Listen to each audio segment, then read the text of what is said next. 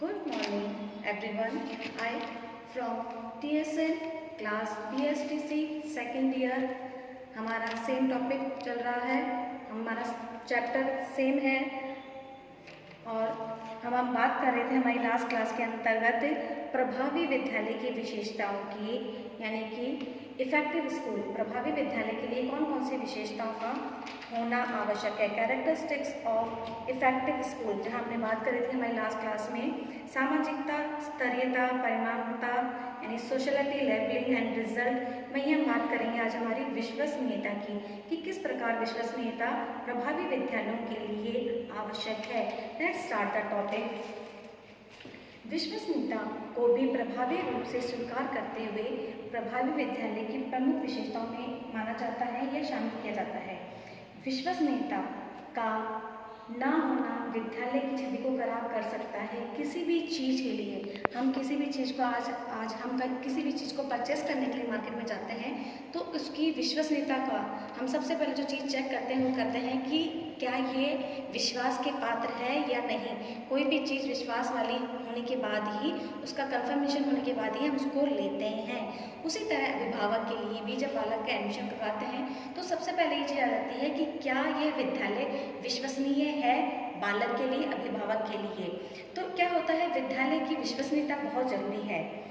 जिस विद्यालय में माता पिता को ये विश्वास हो जाता है कि इस विद्यालय की व्यवस्था अच्छी है, बालक का प्रवेश कराते हैं और विद्यालय विश्वसनीय के बारे में दूसरे व्यक्तियों को भी अवगत कराते हैं कि एक अभिभावक, माता पिता जिस प्रकार विश्वसनीयता की जांच करते हैं, वह जांच के द्वारा, वो जांच के थ्रू दूसरे विद्यार्थियों को, दूसरे अभिभावक को, दूसरे माता पिता को भी बताते हैं। इससे क्या होता है, या तो छवि बनती है अच्छे विद्यालयों की या छवि बिगड़ती है, या तो विश्वसनीयता बढ़ती जाएगी या घटती जाएगी।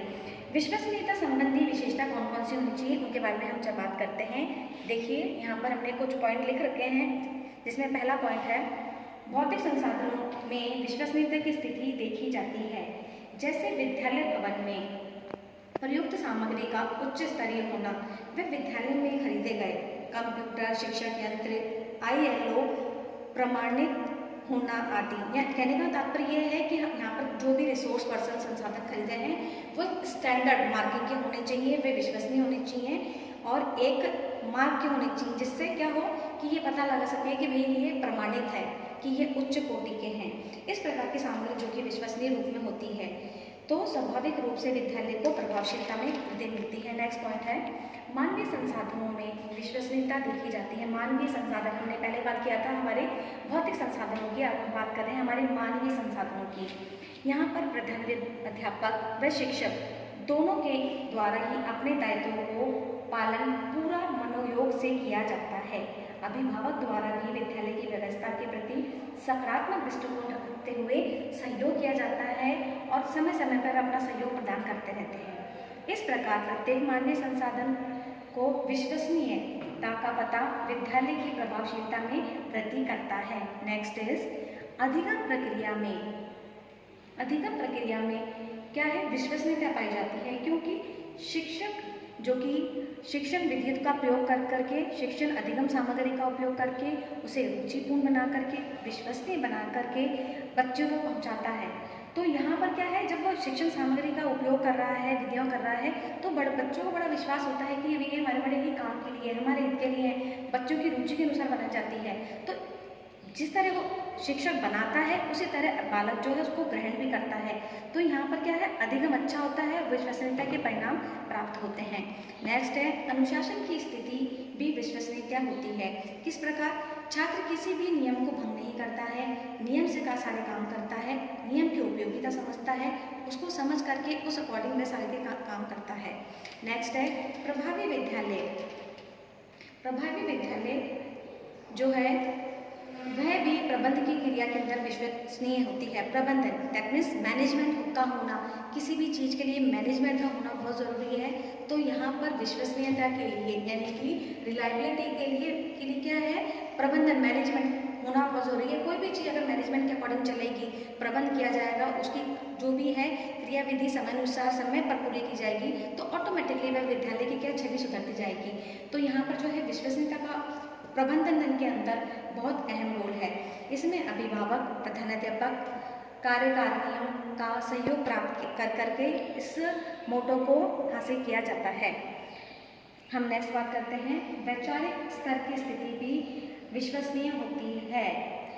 प्रभावी विद्यालय के अंदर वैचारिक स्थिति भी विश्वसनीय होती है। कोई भी कार्य या योजना का निर्माण, क्रियान्वयन पूर्ण विचार विमर्श के बाद ही किया जाता है। हम कोई भी कार्य शुरू करने से पहले उसके ऊपर विचार विमर्श जरूर करते हैं। और विद्यालय में उच्च विचार व आदर्शों को भी बढ़ावा दिया जाता है कि क्या है, समय समय पर प्रशंसक होते रहते हैं, बातचीत होती रहती है। इस स्थिति में क्या है, लोगों की विश्वसनीयता के अंतर्गत वृद्धि होती जाती है। जब बातचीत होगी, विचार विमर्श होंगे, तो विद्यालय के लिए क्या है, नई नई चीज़ें उभर कर आएंगी। जितने ज़्यादा लोगों का विचार विमर्श सामने आएगा, उतनी ज़्यादा नई नई चीज़ें, नए नए आदर्श विचार प्रस्तुत होंगे, जो कि विश्वसनीयता में वृद्धि में सहायक होंगे। नेक्स्ट है, परीक्षा का स्तर भी विश्वसनीय होता है। परीक्षा में किसी भी छात्र के साथ भेदभाव नहीं किया जाता है, जिससे वास्तविक उपलब्ध स्थिति प्रकट होती है।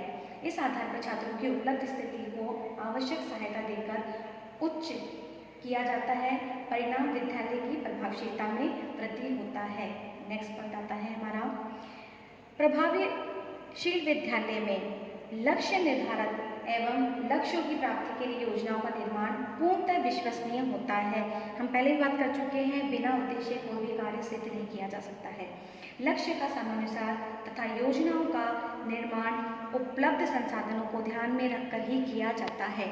तो क्या होता है, इससे विद्यालय व्यवस्था में विश्वसनीयता उत्पन्न होती है और विद्यालय के एक आदर्श रूप में समाज में निखर के आता है।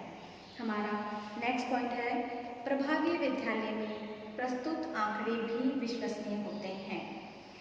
अब यहाँ पर प्रस्तुत आंकड़े किसकी बात कर रहे हैं हम यहाँ बात कर रहे हैं हमारे परीक्षा के प्रस्तुत आंकड़े। परीक्षा संबंधी आंकड़े 100% हैं, यानी कि पूर्ण ईमानदारी के साथ आयोजन करा गया है परीक्षा का, उसका मूल्यांकन सही रूप से करा गया है, सारे जो कार्य हैं वो स्टेप बाय स्टेप करे गए हैं। तो इस संबंधी जो आंकड़े प्राप्त होंगे वो क्या होंगे, हमारे 100% होंगे। विद्यालय में कोई भी बच्चा फेल नहीं होगा, जिनका परिणाम होगा पूरा क्या रहेगा, 100% रिजल्ट रहेगा। तो ऐसा विद्यालय जहाँ पर वह अपना 100% रिजल्ट समाज को दे रहा है, तो उसका स्तर किस प्रकार होगा हम समझ सकते हैं। इससे विद्यालय का वास्तविक स्वरूप दृष्टिगोचर होता है। हमारा नेक्स्ट पॉइंट है, प्रभावी विद्यालयों की व्यवस्था में पारदर्शिता का होना, ट्रांसपेरेंसी का होना। विद्यालय, समाज, अभिभावक, इट्स अ ट्रायंगल प्रोसेस कि विद्यालय समाज से जुड़ा है, समाज के अंतर्गत अभिभावक हैं, तो यही जो प्रोसेस चलता है ये तीनों के मध्य चलता है। तो यहाँ पर क्या है, हम पारदर्शिता की बात कर रहे हैं कि विद्यालय के अंतर्गत जो भी नियम, कायदे, कानून अगर पारदर्शी होंगे तो अभिभावक के समाज के लिए क्या होंगे, वृद्धि के लिए होंगे और उसके लिए समझने में आसानी होगी, जिससे क्या होगा, वे जान सकेंगे विद्यालय के बारे में और सारी चीज़ें जो है, नियम, कायदे, कानून स्पष्ट रूप से सामने रहेंगी। उस समय क्या है, कुछ भी चीज़ें छिपी भी नहीं रहेंगी, विद्यालय की सारी चीज़ें ओपन रहेगी। तो इस प्रकार की जो भी व्यवस्था समाज के अंतर्गत होती है वो बड़ी ही क्या होती है, हम लॉयल्टी कह सकते हैं, विश्वास पात्र हो सकती है और उसके अंतर्गत वे दिन प्रतिदिन वृद्धि करती जाती है। तो यहाँ हमने अपनी बात करी हमारे 10 पॉइंट जो रिलायबिलिटी को डिनोट करते हैं कि प्रभावी विद्यालय की विशेषता, कि समाज के अंतर्गत प्रभावी विद्यालय हम कैसे बना सकते हैं विश्वसनीयता को लेकर के। तो ये हमारे कुछ पॉइंट थे। प्रभावी विद्यालय विश्वसनीय होते हैं उनकी विद्यालय व्यवस्था संबंधी लक्ष्य, योजना, नीति एवं नियमों की विश्वसनीयता में नियमितता ही विद्यालय की लोकप्रियता व प्रभावशीलता में वृद्धि करती है। आज की क्लास में हमारी इस पॉइंट को हम यहीं पूर्ण विराम देते हैं, यहीं समाप्त करते हैं। टिल देन बाय, हम नेक्स्ट क्लास में फिर मिलेंगे। घर पर रहिए और सुरक्षित रहिए।